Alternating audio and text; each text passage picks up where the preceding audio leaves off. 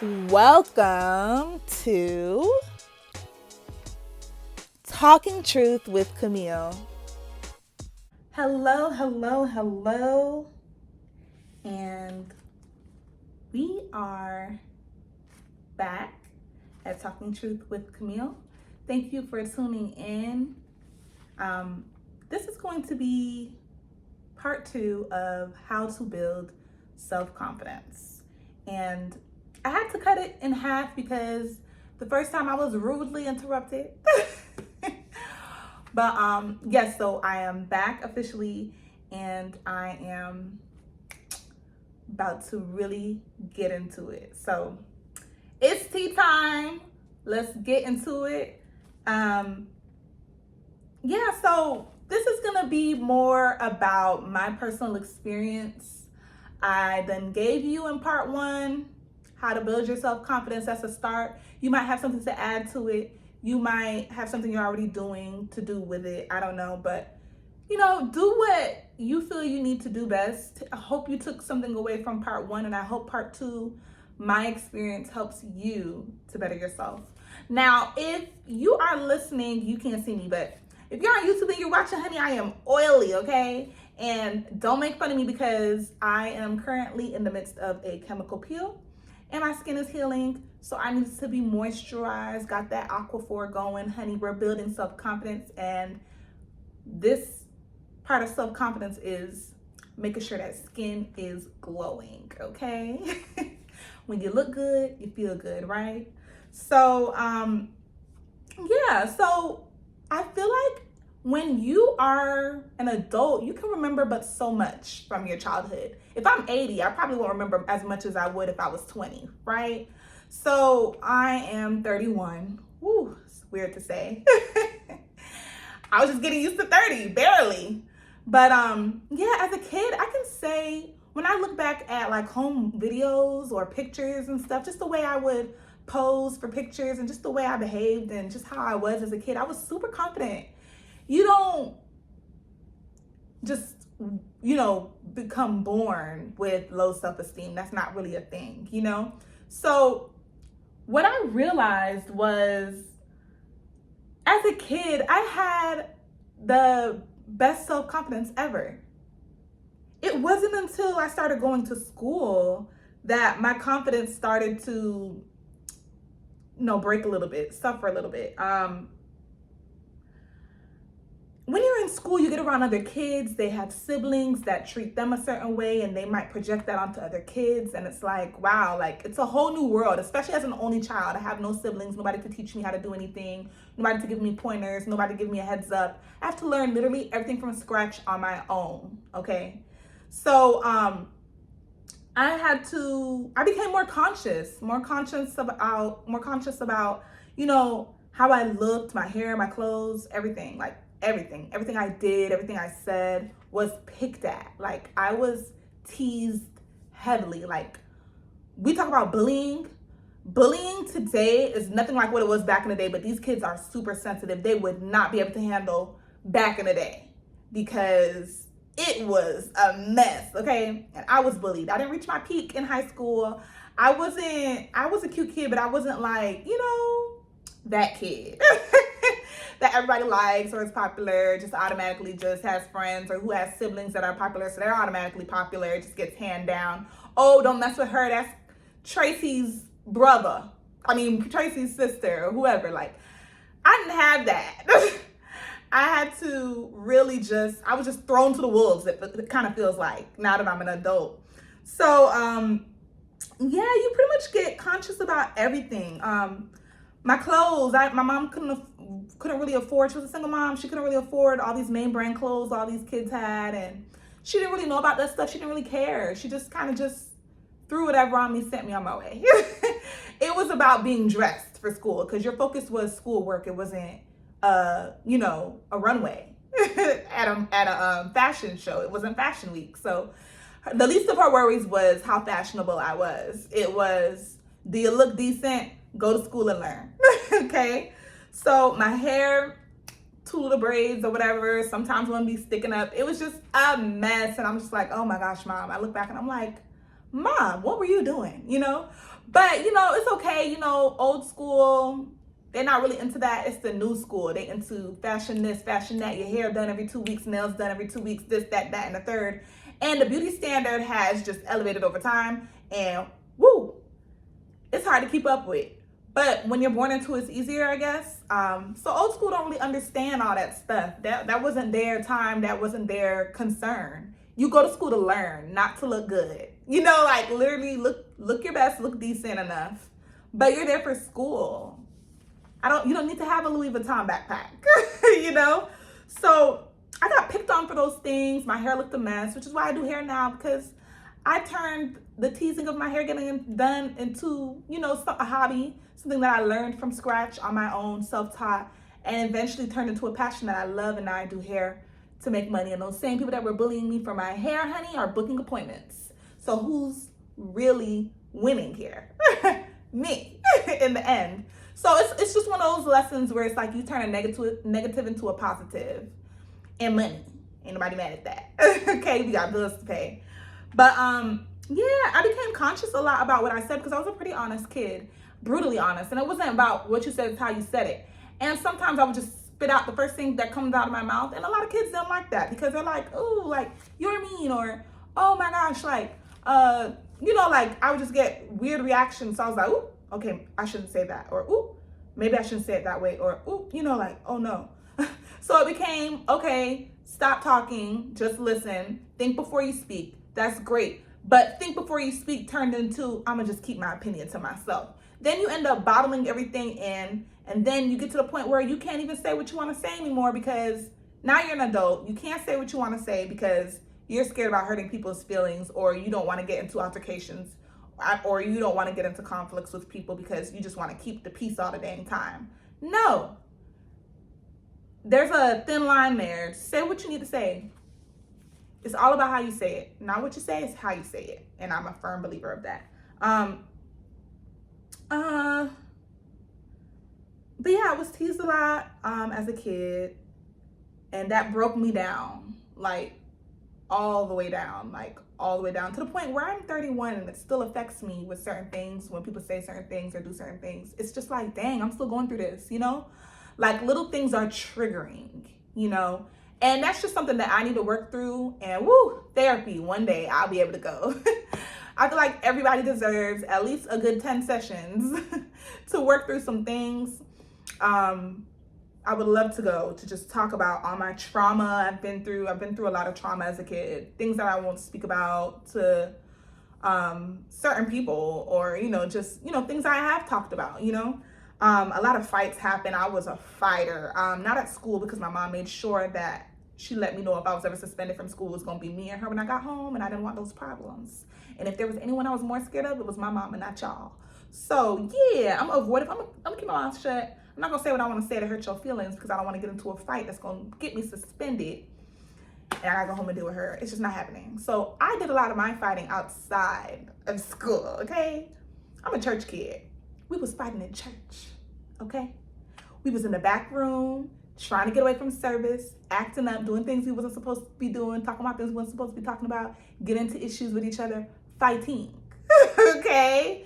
Fighting in the back of the church, outside, just like the neighborhood. Like, I was a fighter, okay? There was a point in time where I was just fighting, and literally fighting for my life.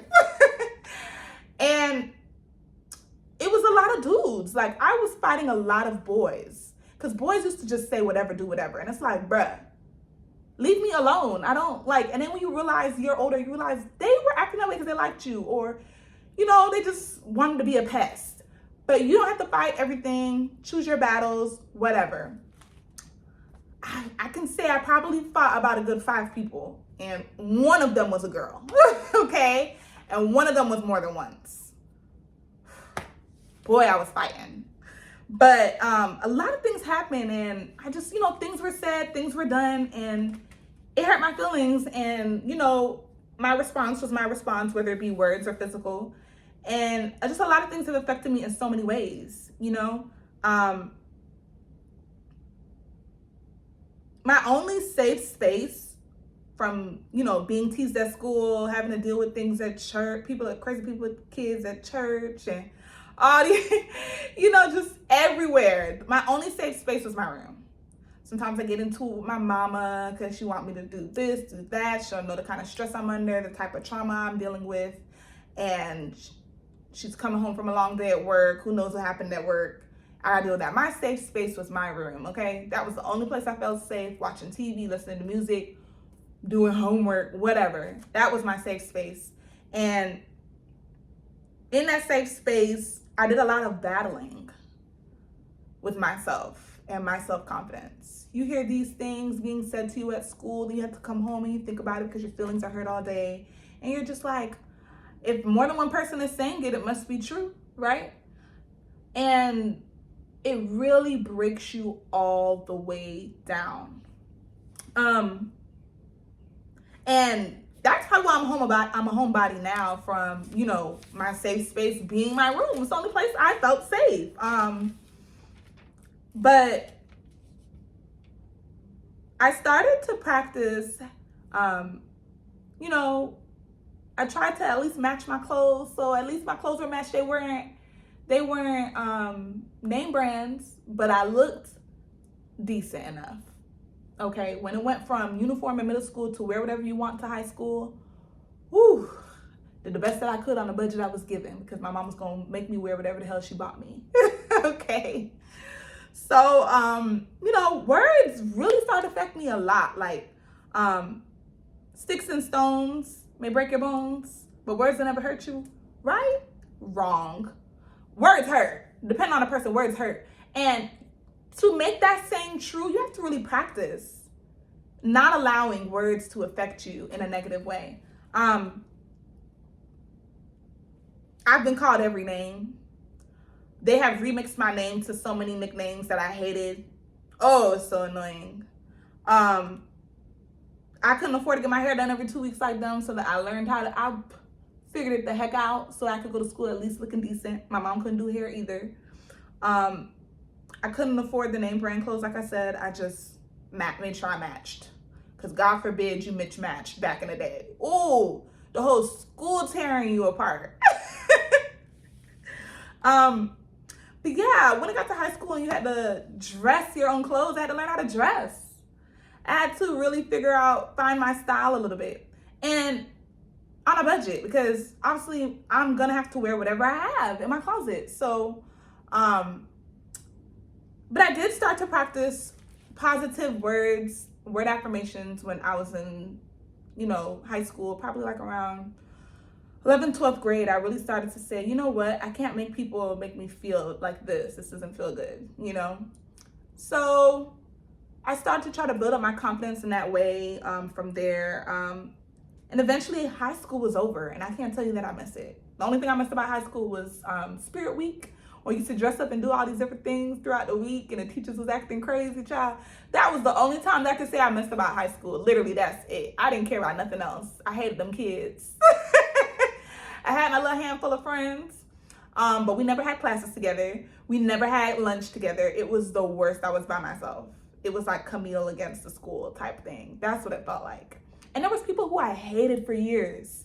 And then I had to really realize, at least half of them are the same trash kids that just never grew up. And I wish them the best in life. I don't hate them anymore. But the other half actually grew up and became adults and are better human beings. So you can't really hold something against someone when something they did or said when they were 13. They're 31 now. You gotta get past it. You gotta let it go. So I learned that. But yeah, I'm no longer in high school. So I get to reinvent myself. I get a job. Now I'm making my own little change. That's what it is. Ain't real money. Working at Polo Ralph Lauren. Buying my own clothes. Finally get to find my style. What looks good on my body. What I like, in my budget again. And I reinvent myself. My hair stays done. I look cute. I feel cute. My clothes are nice. I just really was starting to find myself and come into my own and really find my identity, who Camille is.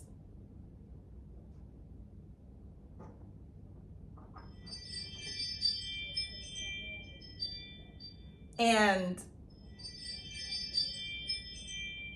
it was just like, it was empowering. It was very empowering, and I just love that I was able to bring myself from out of such a depression, such a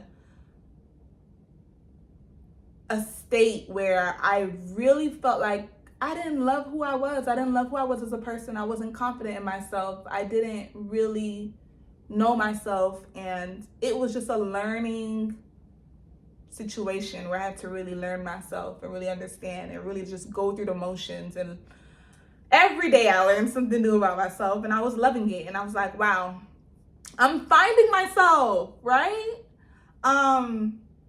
Yeah, so I lost a lot of friends from school. Some I never heard from ever again. And it was weird because it's like, you're literally only friends with these people because you have to see each other every day, or you relate with them at the time. You won't hear from them again. I lost one friend. She was acting weird. And then I had one friend from school for a long time, and then we fell out. And so I made new friends, and we're still friends. And like, it's just crazy how life changes. New people come in your life, old people leave your life. And it's just a revolving door of different things happening that are making you and shaping you and growing you. And, you're literally living life and just experiencing things and just literally learning from all the good and bad, like literally. And all of that, it was just a lot. I stepped up my hair game. I sure did. I was doing went from just doing braids in high school to doing sew-ins and quick weaves and all types of stuff in my hair, and just really trying to look the part of what at least society made beauty to be. And then after a while, I didn't care. I just did what I love to do, what I like to do, because I learned what I like to do, what I loved on myself, what I liked on myself, So I found my style eventually. I dressed better, and more people start to take to you when you look good. Because also, when you look good, you feel good, and that radiates from the inside out, because you just feel new, you feel different, you feel that confidence coming in, right? And then after I fixed the outer, and the outer showed who I was as a person, I worked on the inside, from the inside out. Again, speaking life into, literally spoke life into myself, and speaking positive affirmations over myself, and just really saying, like, who cares what these people think? You're beautiful. Who cares who doesn't think that? Your body's beautiful. You're not too skinny. You're not ugly. You're not too dark skinned. You're not, you don't need a shape. Everybody doesn't need big boobs, big butt. If we were all supposed to look the same, God would have made it that way. We all look different for a reason, because there's going to be somebody out here who appreciates the way you look, without all the enhancements, without all the hair, without all the makeup. Just love you for you, who you are as a person, what you stand for. That's it. So I used to really speak life into myself, tell myself, like, girl, you look good, you look great. Who cares what that person thinks? Who cares what that person said? They have their own issues to work through. It's not even about you sometimes. Some people are working through a lot of things, fighting a lot of demons, and they take it out on us. Misery likes company, right? Well, I refuse to be a miserable person, and I refuse to, even if I am miserable, bring somebody down with me. I find a lot that what helps me to have a good day, even when I'm having a bad day, is to make other people happy. People tell me all day I'm funny, and I don't even do it on purpose. I'm just me. I'm just going to say what I want to say out my mouth, and you either going to be annoyed by it, you either going to laugh, you either going to love me for it, or you just not going to like me for it. And it is what it is. Or be offended. Oof, God forbid. But I'm done holding back for people. I'm going to be myself. I'm going to wear my hair how I want to. I'm going to, wear makeup if I feel like it, but it's not going to be an everyday thing where I feel like I need it. I'm gonna fix my skin. I'm gonna fix my teeth because that's my biggest insecurity is I just want straight teeth. That's it. That's the only thing I care about. Just some straight teeth. My body shape is perfect. I would change nothing. I don't care. And if there's anything I need to firm up or, tone, we gonna hit the gym. No surgery needed. Because again, God made me who he wanted me to be. He made me perfect just the way I am. And I can accept that and I can love that. And I can scream that from the rooftops. And I'm going to always promote natural beauty. Stop going under the knife for this attention from these men. Stop changing how you dress for the attention of men and validation from other women. People who don't even like you, you're changing yourself for. They don't even care. Whether you look good or bad, people are going to talk regardless. So at the end of the day, make sure you're doing what you're doing for you. That's confidence. Walking in the room and knowing you are that chick, regardless of who's in the room. And everybody should feel that way. It doesn't mean you think you're better than anybody. It just means I'm it. I'm her. I love me. I love what I put on today. I love how my hair looks. I look great. I look good. And can't nobody tell me otherwise. And that's just on that. It is what it is. And whoever want to be mad about it can be mad about it. But at the end of the day, like I said, when I walk in the room, I'm commanding attention from every man and woman. Not because I need attention, but because the self-confidence is radiating off of me. And they're like, dang, she look good. Or, ooh, I love her confidence. Or she thinks she all that. Or she not even that cute. And at the end of the day, regardless of if you're giving me positivity or negativity, baby, I'm going to still look like this. And I'm going to still be self-confident. Because you might have broke me when I was too young to understand my worth and my power and just how amazing I was. But I'm 31, I'm grown. And I've grown into myself. I've spoken life into myself. And I know who I am. I know my identity. And nobody can take that away from me. No man, woman, anyone. It's not a person in the physical or the spiritual who can take away who Camille is as a person. And I'm that girl. And it took some time, okay? We talking about a good 10 to 15 years to get to this point. And no one's taking it from me. I am self-confident. I am beautiful. Inside and out. My soul is pure. My intentions are pure. I speak positivity in people's lives. I don't talk bad about people behind their back. I don't gossip. I don't have time for any of that. I have things to do. There's money to be made, bills to be paid, a future to secure. And I'm focused on being successful, making my parents proud, meeting the man of my dreams, and building a family with him. Those are and number one, don't let me forget, making God proud. Because when I'm out of here, when my time is up, when my expiration date hits, I want to meet God and I want him to tell me, well done. So that's my experience on self-confidence. Thank you for being a part of my tea time, honey. And stay classy. And I will see you next time on Talking Truth with Camille. Bye.